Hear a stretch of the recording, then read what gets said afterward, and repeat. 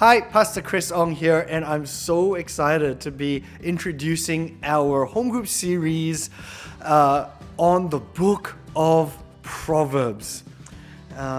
This will be a book that looks at practical wisdom for life, and I'm hoping that through the course of this, not only would you understand the book of Proverbs, but that it would have material benefit and impact into your life. Because you know what? I think everyone wants to be wise, right? I mean, even the fool wants to be wise. I mean, who doesn't want to figure out a better, faster, more efficient way of doing something? Nobody wants to waste their time or their money trying something like a fool and then not getting what you expect, or taking a lot longer, or running around in circles. These are not things that anybody aims for. Fools themselves don't want to waste money or time. They just end up doing it. If you're a fool, at some level, you don't know what the wise thing to do is, and so you only know how to do the wrong thing. The book of Proverbs uses wisdom, uses a metaphor for wisdom, much like building a house. That wisdom builds a house. And here's the thing about building houses, right? There are a million ways to build a house wrong.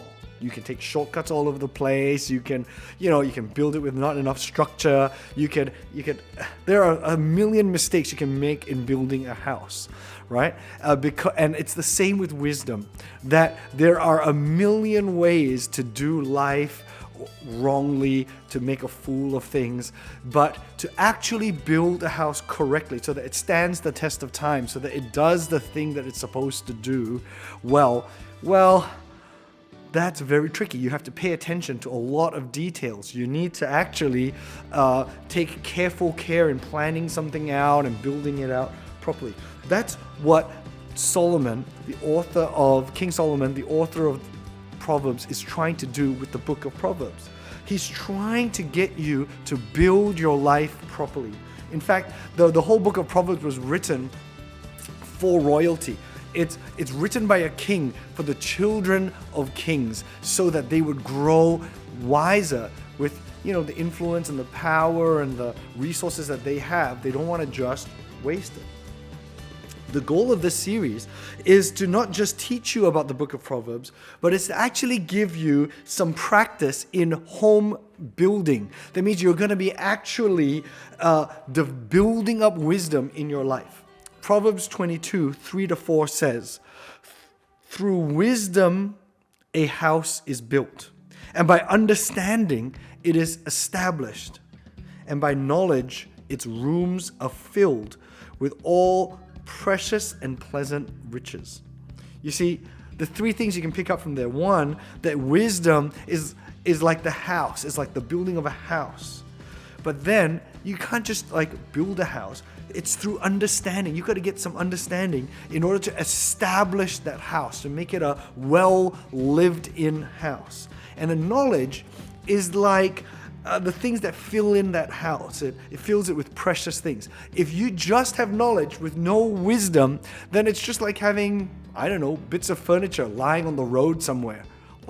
It's fine, but you don't really have a house to contain it. You just know things. You can't live in that. So all of them are kind of important, but you need wisdom as your base to establish to have understanding to establish it, but wisdom to build the framework of that house. And today we're going to try to ask this question: how is wisdom built? We know in Proverbs 1 and Proverbs 9, say Proverbs 9 verse 10, the fear of the Lord is the beginning of wisdom. But hey, that's a clue, but it's only the beginning, right? To build wisdom is more than just fearing the Lord. You got to start there, but there's a lot in building a house. And I'm hoping through the course of this series and in today's discussion, you would